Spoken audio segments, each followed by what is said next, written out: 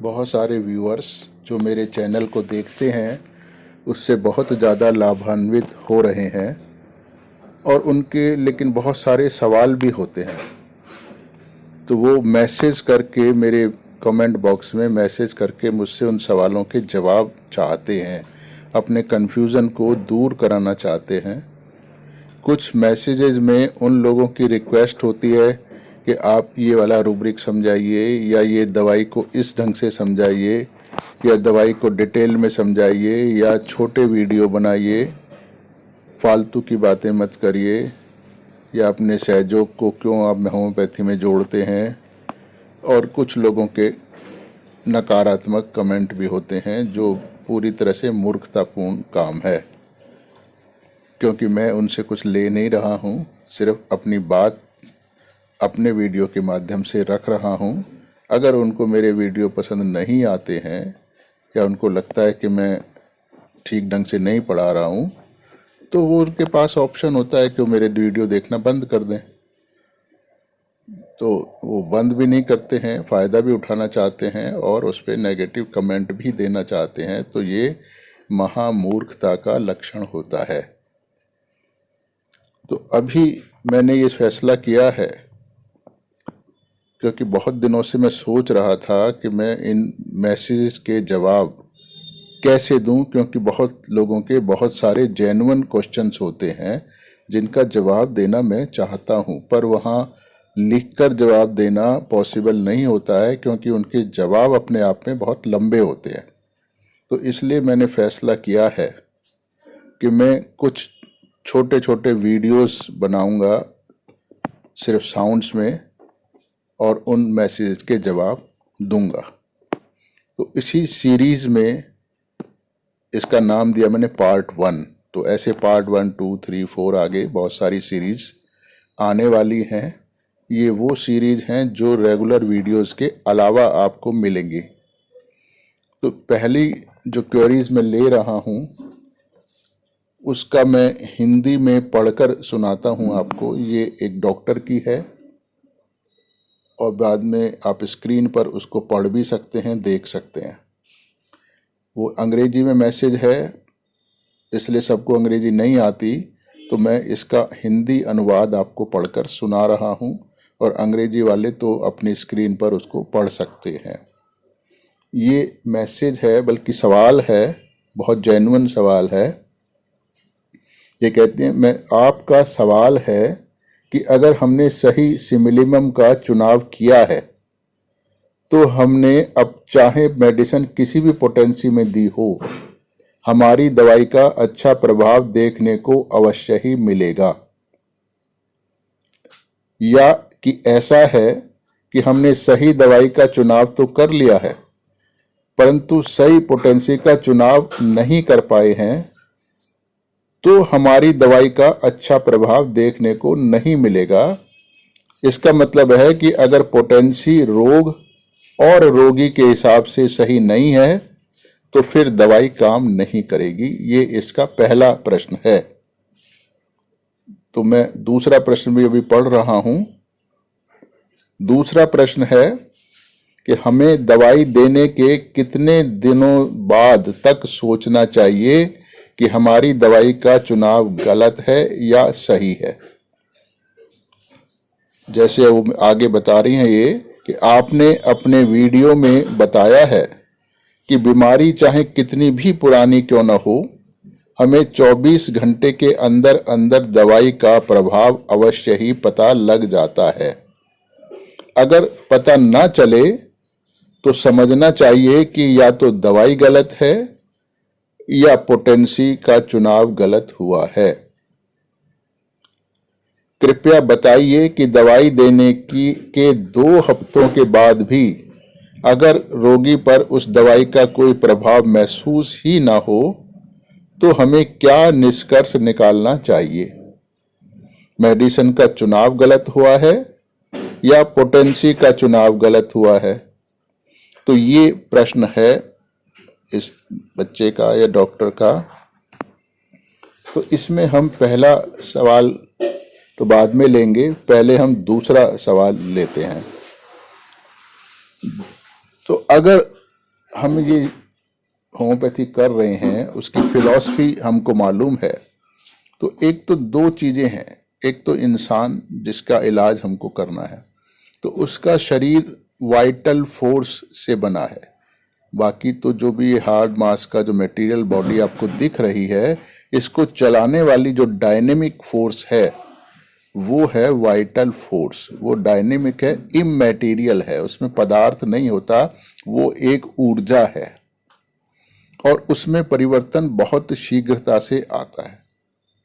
दूसरा है कि हम जब इलाज करते हैं तो वो मेडिसिन जो पोटेंटाइज मेडिसिन है उनसे करते हैं। जब हम 12 पोटेंसी से आगे की दवाई देते हैं तो वहाँ मटेरियल कुछ होता नहीं है, वो एवोगैड्रो नंबर से भी आगे निकल जाता है।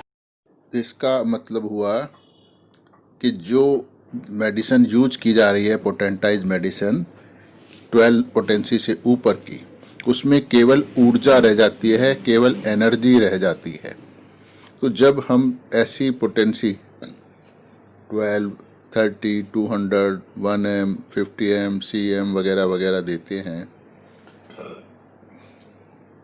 या LM पोटेंसी का यूज़ करते हैं, तो वहाँ केवल ऊर्जा का या एनर्जी का प्रयोग करते हैं दवाई के रूप में। तो दोनों की एक परफेक्ट मैचिंग होती है, यानी वाइटल फोर्स जो एनर्जी है और हमारी मेडिसिन जो एनर्जी है, तो दोनों की अगर मिल रही है, उनका जो नेचर है वो मैच कर गया है। यानी नेचर का मतलब हुआ कि जो वाइटल फोर्स में डिरेजमेंट हुआ है, जिस कॉज के कारण, जिस एनर्जी के कारण और उससे सिम्टम पैदा हुए हैं, तो वो डीरेंजिंग फोर्स और हमारी मेडिसिन की जो नेचर है, यानी उससे पैदा हुए जो रूब्रिक हैं, जब दोनों मिलते हैं तो दोनों की नेचर सेम होती है।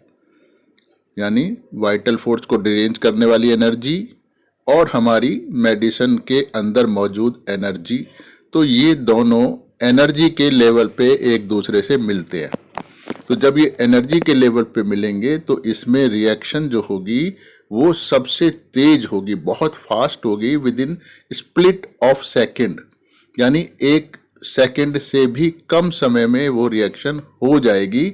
यानी हमारी दवाई का असर, जैसे ही हमने दवाई की बूंद या गोली उसके मुंह में डाली है पेशेंट के, या उसको सुंघाई है, उसी क्षण हमारी दवाई का पूरा असर हो चुका होता है।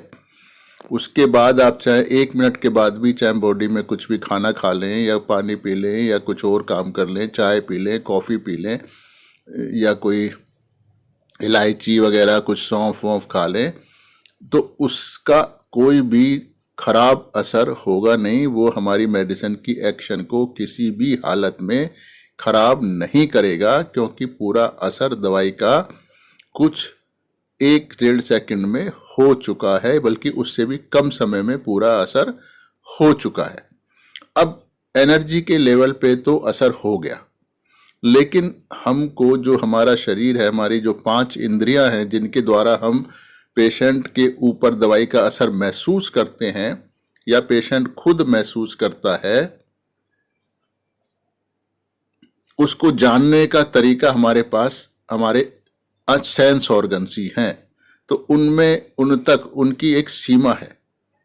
जैसे हम एक लिमिट तक देख सकते हैं, एक लिमिट की फ्रिक्वेंसी की आवाज़ें सुन सकते हैं, एक लिमिट का ही टेस्ट कर सकते हैं, एक लिमिट तक हम किसी चीज़ को महसूस कर सकते हैं, उससे आगे की चीज़ें महसूस नहीं कर सकते हैं।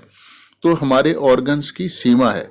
तो वो उस जो परिवर्तन हुआ है वाइटल फोर्स में दवाई देने के बाद, जो ठीक हुआ है, उसको फिजिकल लेवल पे रिपेयर कर कर आने में कुछ नेचुरल लॉज के हिसाब से समय लगता है।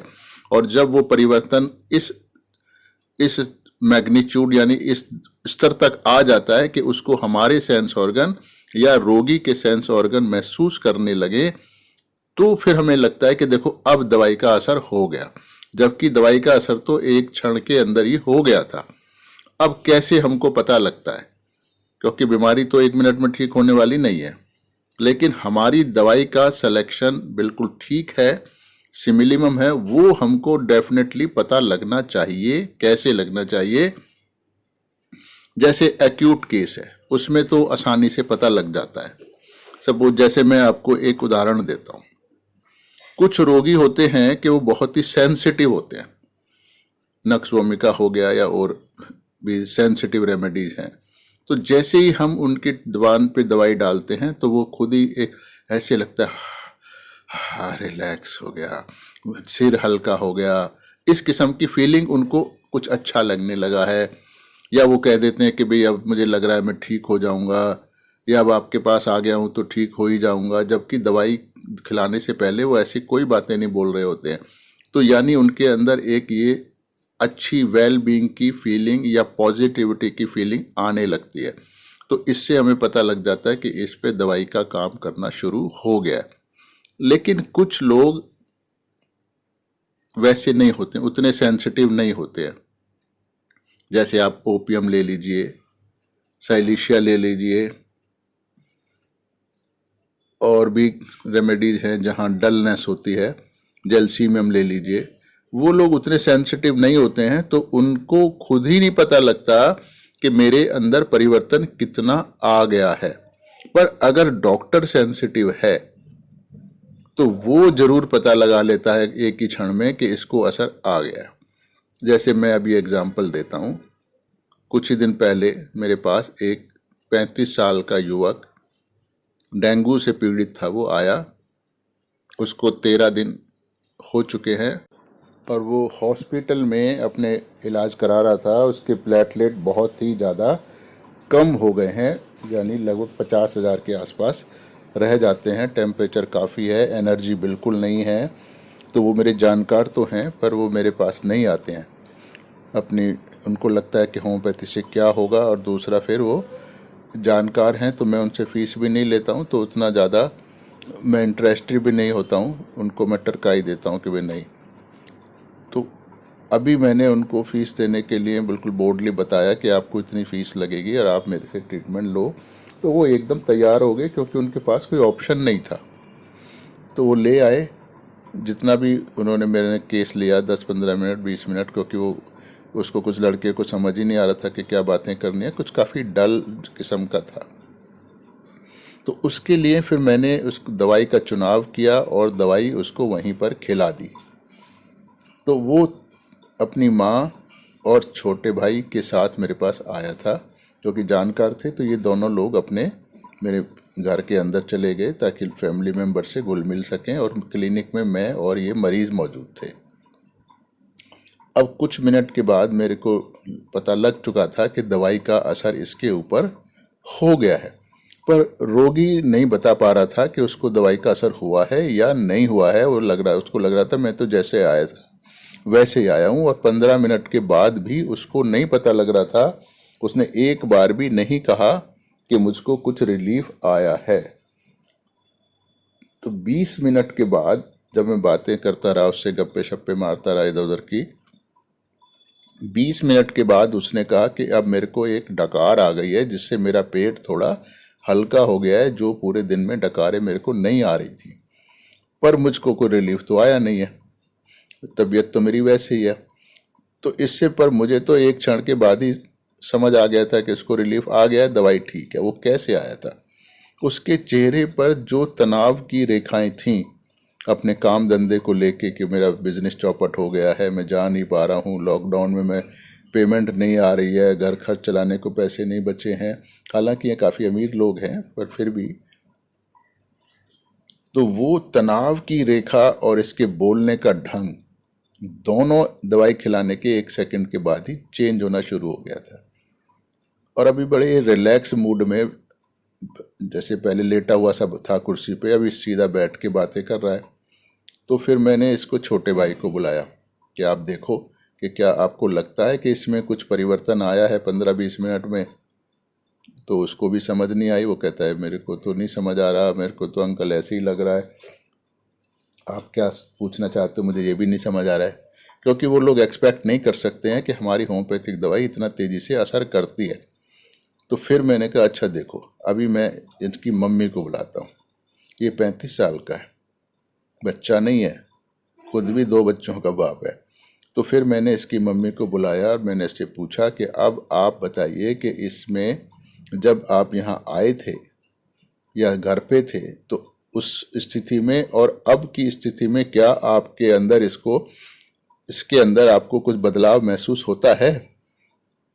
मैंने उसको नहीं बताया कि मैंने दवाई खिलाई है नहीं खिलाई है। तो उसकी माँ ने तुरंत ही एक क्षण गंवाए बता दिया कि अब इसके चेहरे पे एक रिलैक्सेशन आ गया है। जो तनाव इसके चेहरे पे दिख रहा था, टेंशन बहुत ज़्यादा दिखती थी हमारे को कि इतना परेशान रहता है, वो परेशानी अब इसके चेहरे पे बिल्कुल नज़र नहीं आ रही है। ये बहुत रिलैक्स होके अब बात कर रहा है। तो उसकी माँ को एक क्षण में दिख गया, ना मरीज को दिखा ना मरीज के भाई को दिखा। तो इस तरह जब दवाई का असर तो हो जाता है, पर वो आप में क्षमता होनी चाहिए देखने की कि हुआ या नहीं हुआ। तो ये तो एक्यूट केस में हो गया। अब आता है क्रॉनिक केस का, जैसे ल्यूकोडर्मा है या और भी ऐसे वन साइडेड केस हमारे को समझे जाते हैं जिनमें कोई समस्या नहीं होती है। तो फिर हमको कैसे डिसाइड करना चाहिए कि हमारी दवाई ने काम किया है या काम नहीं किया है, क्योंकि हमको बिल्कुल एकदम डेड श्योर होना चाहिए कि हम एक राइट ट्रैक पे हैं। बीमारी कितने दिन में क्योर होगी वो एक सेकंड इशू है, लेकिन हमारा सिलेक्शन ऑफ मेडिसिन, दवाई का चुनाव पूरी तरह से ठीक है या नहीं ठीक है, ये हमको बिल्कुल पक्के तौर पर पता होना चाहिए, तभी हम सही ढंग से इलाज कर पाते हैं। क्योंकि अगर हमें पता ही नहीं है हमने दवाई का चुनाव सही किया है या नहीं किया है, तो फिर हम जल्दी जल्दी दवाइयाँ बदलेंगे, या अगर हम बहुत ज़्यादा अड़ियल हैं या कॉन्फिडेंट हैं तो गलत चुनाव करने के बावजूद भी हम लगातार वेट करे चले जा रहे हैं और मरीज की हालत ख़राब होती चली जा रही है, फिर भी गड़बड़ है। तो अगर हमने दवाई का सही चुनाव कर लिया और हमें पता ही नहीं लग रहा कि हमने दवाई का सही चुनाव किया है, तो अभी हम उसको बदल के नई दवाई दे देंगे और हमारा केस सारा स्पॉइल हो जाएगा। तो ये हर हालत में हमें जानना जरूरी होता है कि दवाई का सिलेक्शन ठीक हुआ है। तो उसका ये तरीका मैंने बताया। अब क्रॉनिक केस में भी ये परिवर्तन हमारे को कुछ ही मिनटों में, या बहुत ज़्यादा आप करें तो आप 24 घंटे में पता लग जाएगा डेफिनेटली। नहीं लगेगा तो इसका मतलब सीधा है कि आपकी दवाई का सिलेक्शन गलत है। अब कैसे पता लगेगा? तो जो इस किस्म के वन साइडेड केस होते हैं जहां आपको प्रॉब्लम होती नहीं है, महसूस ही नहीं हो रही है कुछ भी आपको, तो उसमें लेकिन जब मरीज आपके पास आया है तो उसके माइंड में कुछ चल रहा है, उसी को लेके वो आया है। तो वो परिवर्तन माइंड का मतलब एनर्जी के लेवल पे, वाइटल फोर्स की लैंग्वेज है वो। तो दवाई देने के बाद वो लैंग्वेज उसकी चेंज होनी चाहिए, वो भाषा बदलनी चाहिए। जैसे मान लो अगर वो ल्यूकोडर्मा है, उसको लेके बड़ा एम्ब्रेस था, अभी वो दवाई देने के बाद 24 घंटे की बाद की मैं बात कर रहा हूँ, क्योंकि ऑल ऑफ सडन तो शायद आपको उतना मुश्किल होगा जानना, पर 24 घंटे के बाद तो आप पक्के तौर पे जान सकते हैं। वो अब कहेगा कि नहीं वो मैं चला जाता हूँ, ठीक है अब जाना तो है जी, कब तक शर्माते रहेंगे, अब समाज में तो मूव करना ही है। जबकि वो पिछले 20 साल से समाज में मूव करते हुए शर्माता था, अब दवाई देने के तुरंत बाद ही कहता अब तो जाना ही है। पर उसको ये नहीं लगता कि दवाई से बदला है, उसको कहता है कि अब मैंने सोचना छोड़ दिया, अब मैंने ये करना शुरू कर दिया। क्योंकि लोगों को ये नहीं पता होता कि हमारी दवाई से बदलता है, उनको उम्मीद नहीं होती है। तो इसका मतलब है आपकी दवाई का सिलेक्शन सही है। या कुछ मरीज होते हैं वो कहते हैं भाई हमें तो बीमारी की सही होने की कोई उम्मीद नहीं है, बड़े डिप्रेस होते हैं, दुखी होते हैं। तो आप जब वो अगले बार बुलाओगे 24 घंटे बाद, तो वो कहेंगे नहीं नहीं ठीक है, मैं आपके पास आया हूँ, आपका बर्ताव अच्छा है, आपने इतना अच्छा केस लिया है, इतनी देर मेरे को सुना है, तो इतना कॉन्फिडेंस से आप कह रहे हो, तो मुझे लग रहा है मैं ठीक हो जाऊँगा। तो वो भी एक पॉजिटिव साइन है और इस चीज़ का सबूत है कि आपकी दवाई का सिलेक्शन ठीक है। तो इस तरह उसके नेचर में, उसके सोचने के तरीके में परिवर्तन आता है, उसकी भाषा बिल्कुल बदल जाती है, माइल्ड हो जाती है या एग्रेसिव हो जाती है या सेटिस्फाइंग हो जाती है, पर वो सिम्टम नहीं रहते हैं जो उसको पहले मौजूद थे जब आपने दवाई दी थी। तो इस तरह क्रोनिक का भी पता लग जाएगा आपको। लेकिन जैसे आप समझिए, अब दोबारा एक्यूट की बात करते हैं। अभी मेरे पास कोई केस है, उसको 5 महीने से फीवर है और वो बच्चा पढ़ाई कर रहा है किसी कम्पिटिटिव एग्जाम की। पिछले 5 महीने से एक्सट्रीम हेडेक के बावजूद भी वो बिल्कुल आराम से पढ़ता रहता है, चाहे कितनी तकलीफ हो रही हो उसको। चिड़चिड़ाता भी रहता है तो पढ़ता भी रहता है, या फिर शांत होता है तो पढ़ता रहता है। तो लेकिन अब उसको सवाल है कि दवाई के बाद क्या होगा। अब हमने दवाई के बाद दी तो उसका हेडेक तो कम हो गया, पर बुखार कम नहीं हुआ। बुखार वहीं का वहीं है, 10 दिन होने को आ रहे हैं, पर उसका हेडेक बिल्कुल गायब हो गया है, चिड़चिड़ाहट गायब हो गई है, पर बुखार नहीं गायब हो रहा। तो इसका मतलब है कि आपकी दवाई का सिलेक्शन ठीक है। वो धीरे धीरे कम हो जाएगा, उसमें पोटेंसी की कोई बात नहीं है। ज़्यादा पोटेंसी दोगे, लो पोटेंसी दोगे, वाटर डोज दोगे, किसी से कुछ होने वाला नहीं है। जो आपने दवाई दे रखी है, अगर उस पर भी वेट करते रहोगे तो भी वो ठीक हो ही जाएगा। तो ये इस तरह से हम एक्यूट केस में भी आधा पोर्शन सही हुआ, आधा नहीं हुआ, उसके बावजूद भी हम समझ सकते हैं कि दवाई का सिलेक्शन ठीक है।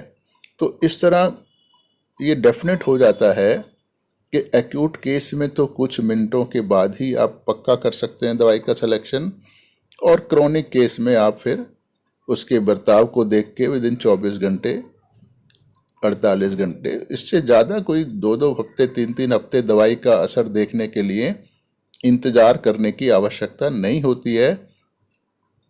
अगर आपको 2-2 हफ्ते इंतज़ार करना पड़ रहा है दवाई का असर देखने के लिए, तो इसका बिल्कुल डेफिनेट मतलब है कि आपकी दवाई का सिलेक्शन गलत है, पार्शियल है, वो मरीज़ को क्योर नहीं करेगा, एग्रेवेशन को भी कर सकता है, और एग्रेवेशन के बाद मरीज़ की जब एग्रेवेशन ख़त्म होगा तो मरीज़ की हालत पहले से ज़्यादा ख़राब होगी। तो जो होम्योपैथिक एग्रेवेशन का कॉन्सेप्ट है वो आपके सिमिलिमम पे नहीं लगता है। वो एग्रेवेशन आता ही हमेशा पार्शियल सिमिलिमम से है। 100% मैचिंग होगी तो एग्रेवेशन बिल्कुल नहीं आएगा। हमारे पास नहीं आता है, बाकी तो हमारे स्टालवार्ट्स के पास भी आता था, तभी तो उन्होंने ये कहा है। तो ये आपको दोनों बातें समझ आ गई होंगी कि सिलेक्शन सही है या नहीं है, इसको कैसे पहचाने, और दूसरा कि हमारी दवाई ने काम किया या नहीं किया, ये कैसे पहचाने। अब हम आते हैं पहले वाले सवाल पर।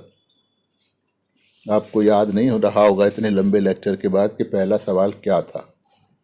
इनका पहला सवाल था कि अगर हमने सही सिमिलिमम का चुनाव किया है, यानी हमने दवाई बिल्कुल ठीक चुन ली, तो हमने चाहे मेडिसिन किसी भी पोटेंसी में दी हो तो हमारी दवाई का अच्छा असर देखने को अवश्य ही मिलेगा। यानी पोटेंसी चाहे कोई भी हो, सिमिलिमम सही होना चाहिए तो दवाई असर करेगी। ये इनका पहला सवाल है। या दूसरा, इसको उसी को रिवर्स वे में इन्होंने कहा है, या कभी ऐसे होता है कि हमने सही दवाई का चुनाव तो कर लिया, परंतु पोटेंसी का सही चुनाव हम कर नहीं पाए कि मरीज के लिए सही पोटेंसी कौन सी रहेगी, तो हमारी दवाई का अच्छा प्रभाव देखने को नहीं मिलेगा। यानी इनके हिसाब से 2 चीज़ें सही होनी चाहिए। एक तो हमें सही सिमिलिमम का चुनाव करें और सही पोटेंसी का चुनाव करें मरीज के लिए, तो फिर दवाई का अच्छा असर होगा। तो मतलब है दोनों चीज़ों का मैच होगा तो दवाई काम करेगी, नहीं तो काम नहीं करेगी। पर ऐसी बात है नहीं। आपने अगर सिमिलिमम चुना है, यानी परफेक्ट मैचिंग हो गई है उसकी, तो आप किसी भी पोटेंसी में दवाई दें, 30 में दें, 200 में दें, 1M में दें, तो उसका असर डेफिनेटली मरीज पे होगा, हर हालत में होगा। तो ये कोई क्राइटेरिया नहीं है। पोटेंसी बहुत बड़ा इशू नहीं होता है, क्योंकि मैं अपने क्लिनिक में बहुत सारी पोटेंसी नहीं रखता हूँ। आजकल मेरे पास मैक्सिमम दवाइयाँ 200 पोटेंसी में हैं।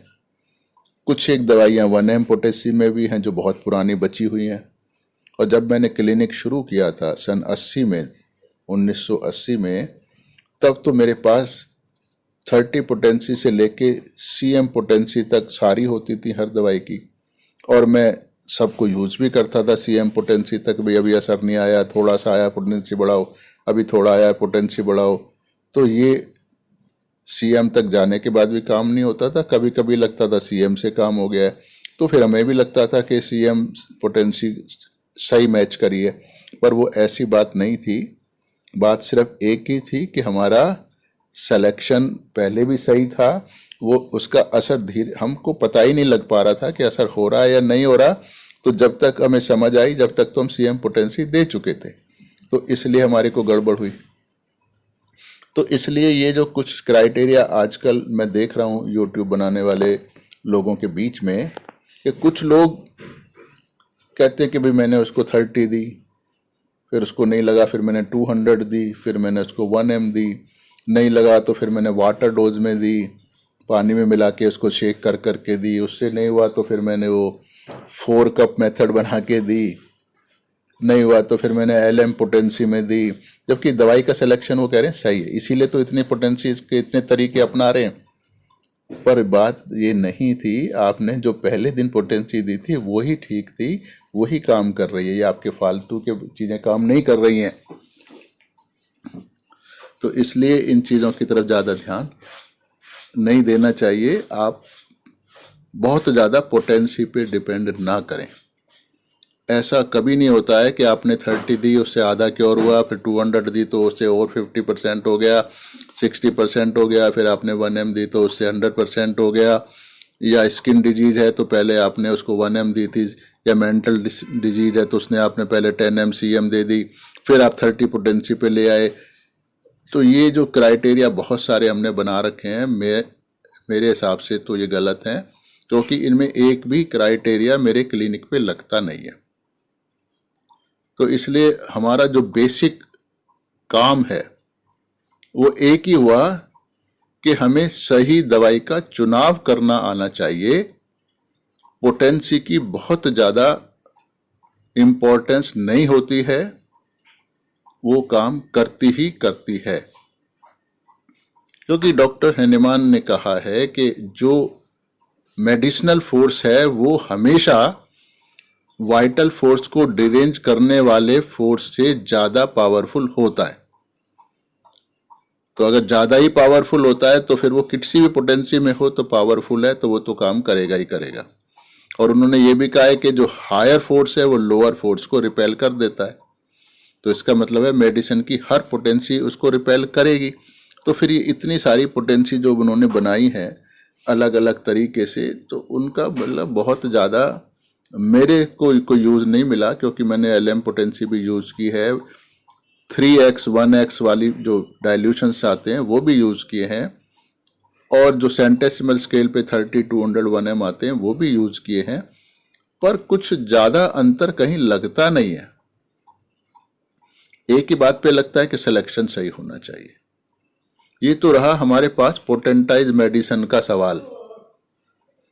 अब दूसरा सवाल आता है, बहुत सारे होम्योपैथ अपने आप को वो होम्योपैथ कहते हैं, इसलिए मैं उनको होम्योपैथ कह रहा हूँ, हालांकि वो होते नहीं है, क्योंकि वो होम्योपैथी की किसी भी सिद्धांत का पालन नहीं करते। उनके इस दवाई के सिलेक्शन करने का कोई तरीका होता नहीं है।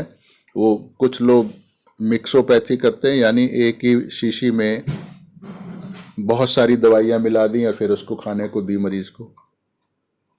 कुछ होम्योपैथ ऐसे होते हैं जो 8-10 शीशियाँ एक के बाद एक मरीज को दे देते हैं कि अभी ये लो, अभी ये लो, अभी ये लो, अभी ये लो। ऐसा भी वो लोग करते हैं।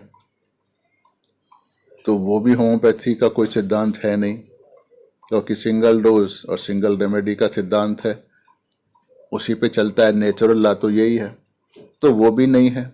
कुछ लोग हैं जो दवाइयों को मदर टिंचर फॉर्म में या ट्राइच्यूरेशन फॉर्म में देते हैं, तो उनमें तो मटेरियल होता है।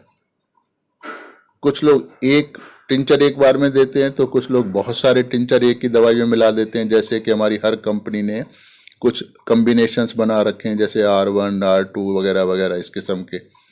तो वो भी कोई होम्योपैथी नहीं है, क्योंकि वहाँ भी मटेरियल भी डोज हैं और दूसरा मिक्सचर भी है, तो वहाँ भी कोई होम्योपैथी नहीं है। तो उससे भी होम्योपैथी के लॉज को आप उम्मीद मत करो कि आपको वो लॉज मिलेंगे।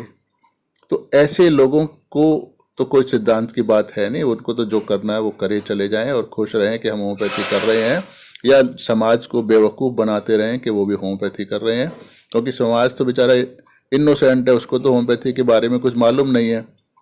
तो वो तो यही समझेगा कि डॉक्टर साहब तो होम्योपैथ हैं और होम्योपैथी का इलाज हम लोग करा रहे हैं, जबकि वो होम्योपैथी बिल्कुल नहीं है।